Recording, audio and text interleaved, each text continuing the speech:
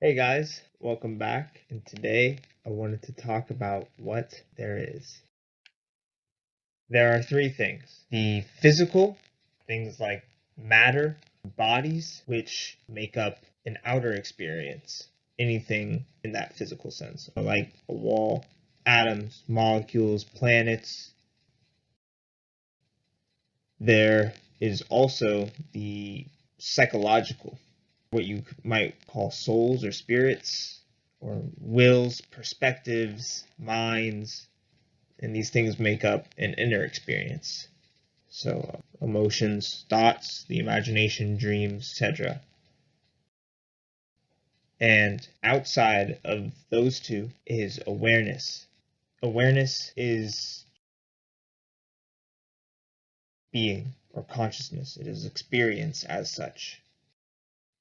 A note about consciousness is that as it is being in itself, it is fundamental to everything at every scale.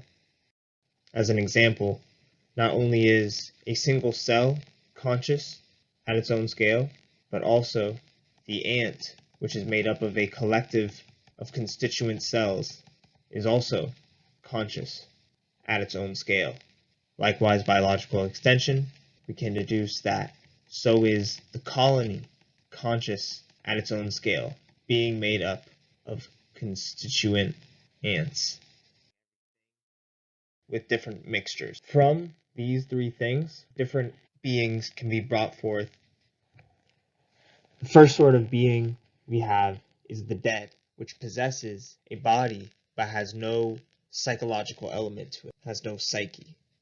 They are entropic and static bodies that are at equilibrium.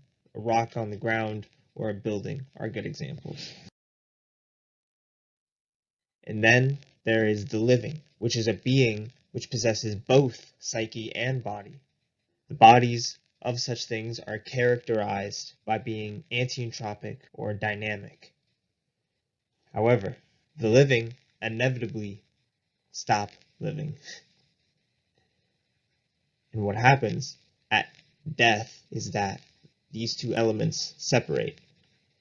So then we have the dead that we just went over and a spirit, which we are about to go over. A spirit is a being which possesses a psyche but no body.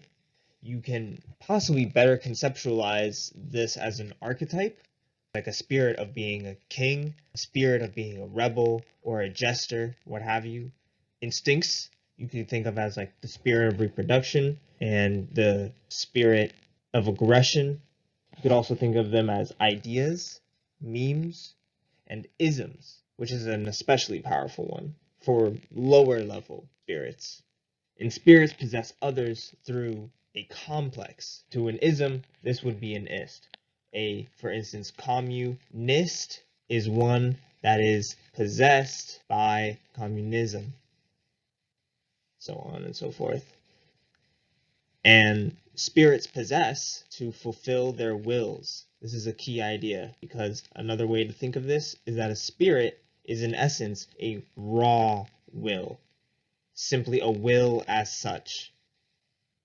The next point is that spirits are behind collective movements, for instance in politics. So there is a spirit behind the conservative movement, there's a spirit behind the liberal movement, so on and so forth. And there can also evolve over time.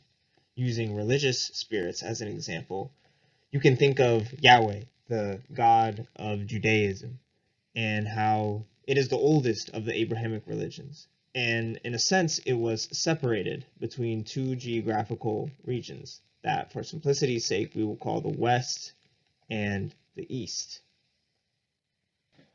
And like a single species that is geographically isolated in two separate environments, they specialized for these environments, and in so doing actually evolved or speciated into something else, or at the very least something that goes by a different name, which you could think of as Allah.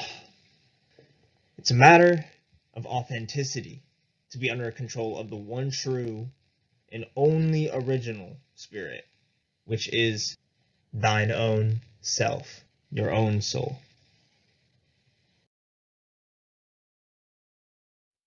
But there is a hidden fourth. There is one more element that emerges from these three things, which is absence, or the lack thereof. Nothing altogether. We have bodies and psyche, which run opposite and parallel to one another. And then we have the transcendent and underlying consciousness. And outside of this, above, below, between, inside, before, and after, is nothing.